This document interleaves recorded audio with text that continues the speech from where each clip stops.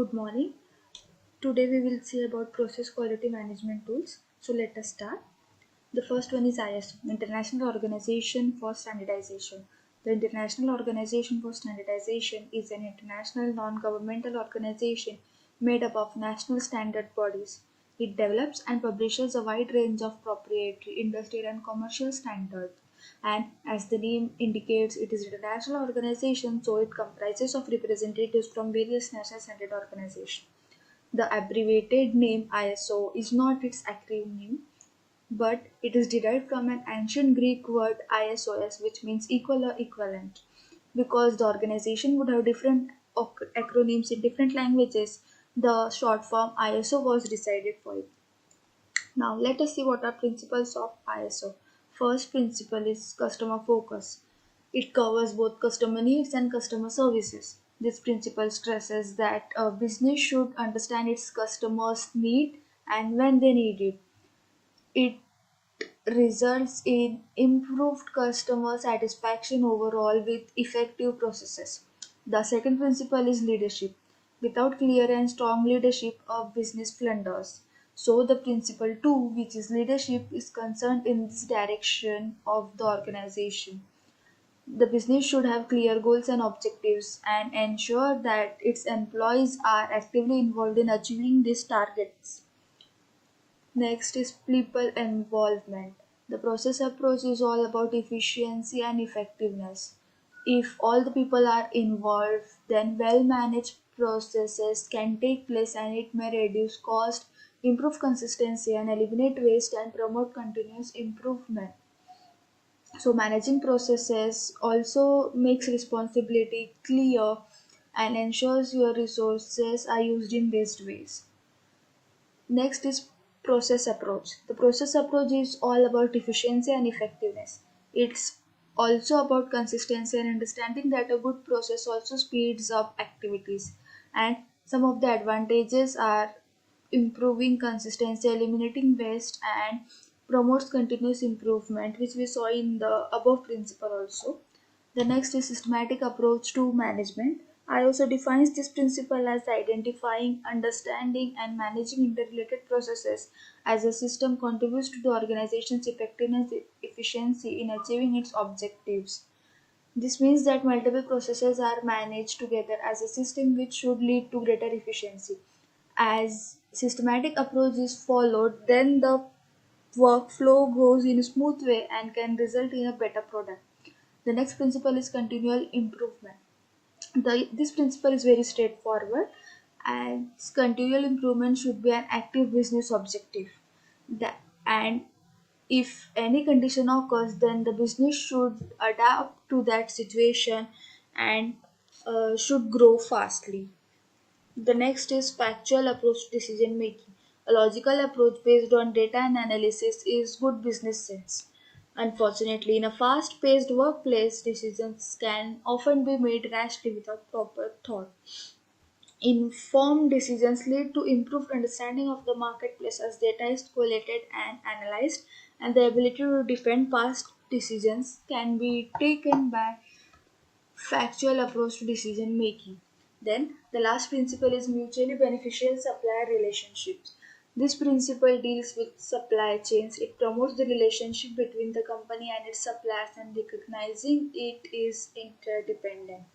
A strong relation enhances productivity and it also results in optimization of cost. As if we have good relations, the cost may get lower, and improving and building long-term relationships and the flexibility of joint responses to changing market or customer needs and expectations.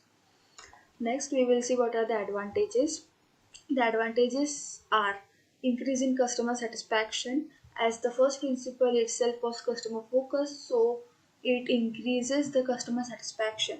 International acknowledgement and recognition, as the name suggests ISO, it is international bodies are comprised here.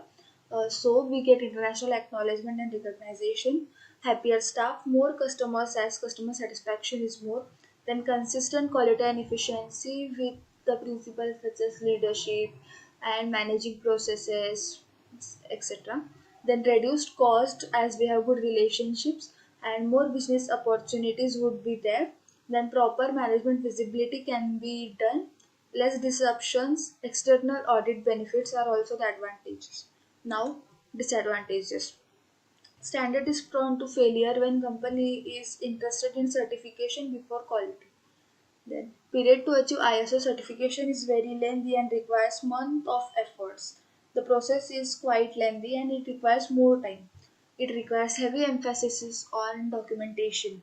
It is expensive to establish quality management system. Stakeholders do not have adequate understanding of ISO 9000 certification process, so it requires training to implement it successfully. Then high volume of paperwork is required to get the certification. Then sometimes management fails to understand the complexity of ISO standards and thus fails to apply them. Many times it happens that the business or the product does not know that what are the processes to apply it, so they cannot apply it and thus fail to achieve that certificate. Now the next model is CMM, which is Capability Maturity Model. The CMM is a methodology used to develop and refine our organization software development process. The model describes a five-level evolutionary path of increasingly organized and systematically more mature processes. So CMM mostly focuses on software development process. We can say in such a way that CMA was developed and is promoted by Software Engineering Institute, which is also known as SEI, a research and development center sponsored by US Department of Defense. SEI was established to optimize the process of developing, acquiring, and maintaining heavily software reliant systems for the DoD, which is Department of Defense. The CMM model is still widely used. As it is a software development process, it is widely used. Now let's see what are the five levels of maturity for software processes. The first one is initial. At the initial level, processes are disorganized, ad hoc, and even chaotic. Success like depends on individual efforts and is not considered to be repeatable. This is because processes are not sufficiently defined and documented to enable them to be replicated. The next level is repeatable. At the repeatable level, requisite processes are established, defined, and documented. As a result, basic project management techniques are established and successes in key process areas are able to be repeated. The third level is defined. At the defined level, an organization develops its own standard software development process. These defined processes enable greater attention to documentation, standardization, and integration. The next level is managed. At the managed level, an organization monitors and controls its own processes through data collection and analysis. Then the last level is optimizing. At the optimizing level, processes are constantly improved through monitoring feedback from processes and introducing innovative processes and functionalities. So these are the five levels of maturity for software processes which are used in CMM. Now let's see what are the advantages of CMM.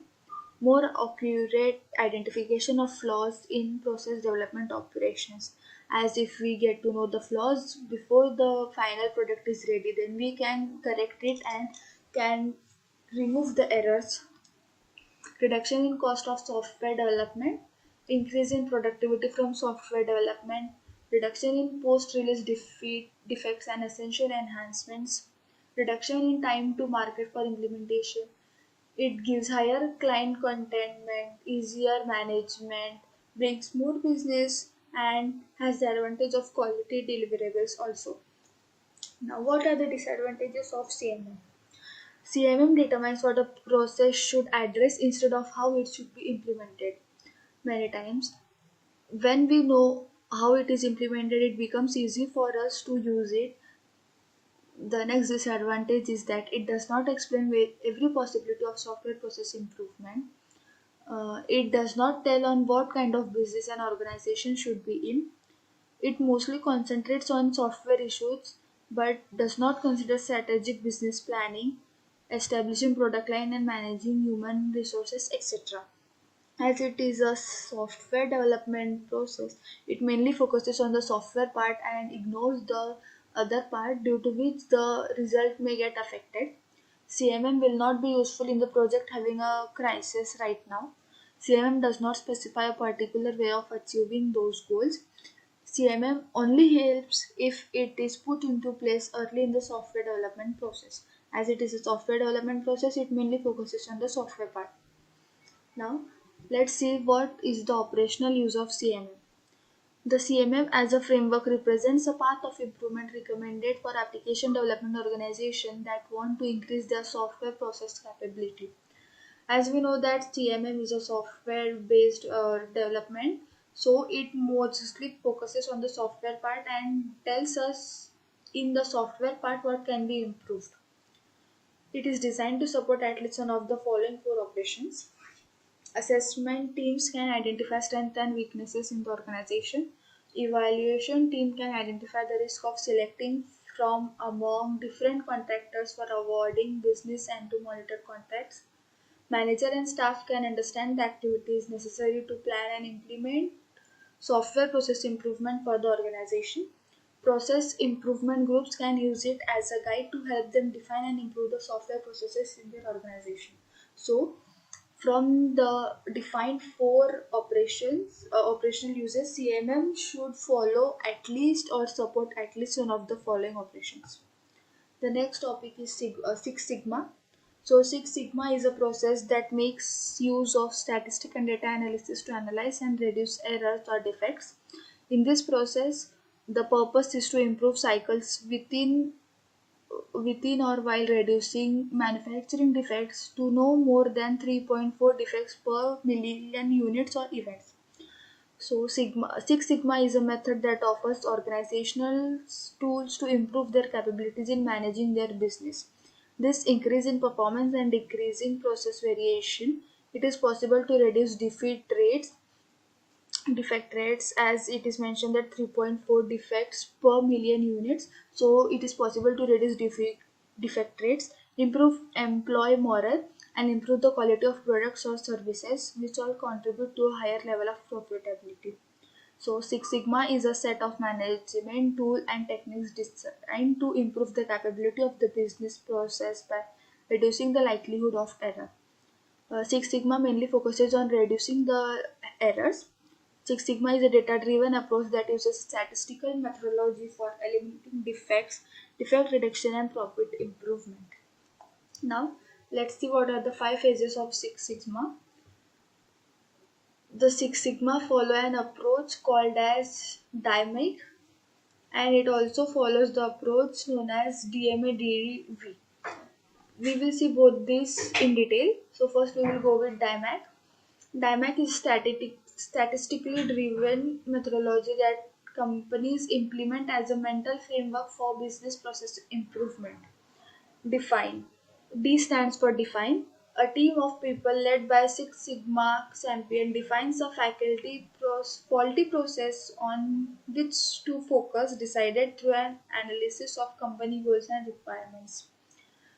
Then M stands for measure. The team measures the initial performance of the process. Then A stands for analyze. Then the team analyzes the process by isolating each input or potential reasons for the failure. The team uses analytics to identify the reason for process errors. I stands for the team improve. The team works from there to improve system performances. As we get to know what are the errors, so in the improved state we will improve it. Then C stands for control. The group adds controls to the process to ensure it does not regress and become ineffective once again. So we can say that it are the steps which are to be followed. DMAIC. Now we will see DMADV. A DMA-DV method is typically used to create new processes and new products or services. D stands for define here, M stands for measure, A for analysis, D for design, and V for verify. The define, measure, and analysis are same for both. The only difference here is I and C, and here we have DV.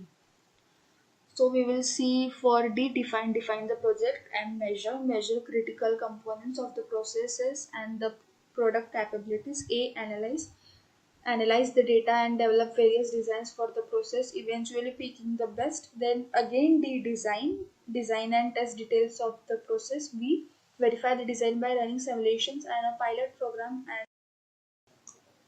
over the processes to the client. Next, advantages. It increases customer satisfaction. It is significant to note that for B2B customers, it has proven track record of adding values and ensuring quality to the output of the business in the form of incremental improvements to a product or a service. Then next are the disadvantages. It is a quality improvement process at its root. Adoption of its protocol often led to an increase in overall cost. For small business, it may constrain new ideas favoring creativity and innovation. It may create rigidity and bureaucracy that can create delays and stifle creativity. Next are the applications. Applications are scope, time, cost, quality. Next is Lean Six Sigma. Lean Six Sigma is a team focused managerial approach that seeks to improve performance by eliminating resource waste and defects. It combines Six Sigma methods and tools with the lean manufacturing philosophy. It strives to eliminate the waste of physical resource, time, effort, and talent while assuring quality in production and organizational processes. Lean Six Sigma helps to establish a clear path to achieve improvement objectives. What is the concept of Lean Six Sigma? The Lean concept of management focuses on the reduction and elimination of eight kinds of waste known as downtown, which is an acronym of the words defects, overproduction, waiting, non-utilized talent, transportation, inventory, motion, and extra processing. Six Sigma's dynamic phases are utilized in Lean Six Sigmas. DIMAC stands for Define, Measure, Analyze, Improve, and Control, which we saw above.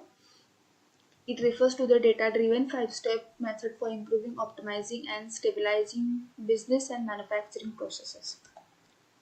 So now let's see what are the techniques and tools used to accomplish goals of Lean Six Sigma. So the techniques are Kanban and Kaizen. Kanban workflow management practices such as work visualization and limited work in progress that maximize efficiency and promote continuous improvement. Kaizen practices that engage employees and promote a work environment that emphasizes self-development and ongoing improvement. The 5S tools to ensure that the workplace is efficient, productive, safe, and successful. Value stream mapping to analyze places to eliminate waste and optimize process steps. Next, advantages of Lean Six Sigma. Increasing the efficiency of companies can improve the work experience for the employees and customer experience for buyers. Can lead to more sales and revenues, lower cost, and more successful business results. Involving employees in a group or a company-wide efficiency effort can improve their skills. It helps in improving the skills by preventing defects. Some companies can save time, money, and human efforts, and it gives benefits to employees, customers, vendors, and the companies. In short, we can say that it is beneficial to everyone. Disadvantages: lacks statistical tools, lacks flexibility, congestion, and lacks versatility. Applications of Lean Six Sigma are transportation, overproduction, waiting, overprocessing, movement, inventory. Now, we will see about Kanban. Kanban is a popular framework used to implement Agile and DevOps software development. It requires real-time communication of capacity and full transparency of work. Work items are represented visually on a Kanban board, allowing team members to see the state of every piece of work at any time. Kanban is an inventory control system used in just-in-time manufacturing. Just-in-time is given a short name as JIT. The Kanban system can be used easily within a factory, but it can also be applied to purchasing inventory from external suppliers. The Kanban system creates extraordinary visibility to both suppliers and buyers. One of its main goals is to limit the buildup of excess inventory at any point on the production line. Limits on the number of items waiting at supply points are established and then reduced as inefficiencies are identified and removed. Whenever a limit of inventory is exceeded, it points to an inefficiency that needs to be addressed. The Kanban method is a means to design, manage, and improve flow systems for the knowledge work. Now we will see the teams applying Kanban to improve the services they deliver. Transparency. Sharing information openly using clear and straightforward language improves the flow of business values. As if we give our needs directly, it would be easy for the developers to have them in the product. Then balance. Different aspects, viewpoints, and capabilities must be balanced in order to achieve effectiveness. The next is collaboration. Kanban was created to improve the way people work together. As it is, it as in this, any people or the team member can see the status of the work anytime. Customer focus. Kanban system aims to optimize the flow of value to customers that are external from the system but may be internal or external to the organization in which the system exists. Then flow. Work is a continuous or episodic flow of value. Leadership. Leadership is needed at all levels in order to realize continuous improvement and deliver values. Understanding. Individual and organizational self knowledge of the starting point is necessary to move forward and improve. The next is agreement. Everyone involved with the system are committed to improvement and agree to jointly move towards goal while respecting and accommodating differences of opinions and approaches. Respect, value, understand, and show consideration for people. The next are the practices. The practices are the activities which are essential to manage a Kanban system. The practices are visualize, limit work in progress, manage flow, make pause, policies explicit, implement feedback loops, and improve collaborativity, evolve experimentally. Then the steps of life cycle in Kanban: strategy review, operation review, risk review, service delivery review, replenishment meeting, the Kanban meeting, delivery planning meeting. All these steps are involved in the life cycle of a Kanban. What are the advantages of Kanban? Better visibility, improved efficiency, increased productivity, preventing team overburden, increased team focus, reduced waste, flexibility, improved collaboration, more predictability, increased accessibility to information. All these can be stated as the advantages of Kanban.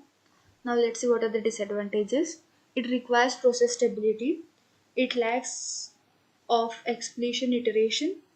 Not updating the board is the disadvantage, and it has too simple board, lack of time representation, cannot be used independently, and it does not eliminate variability. So thank you.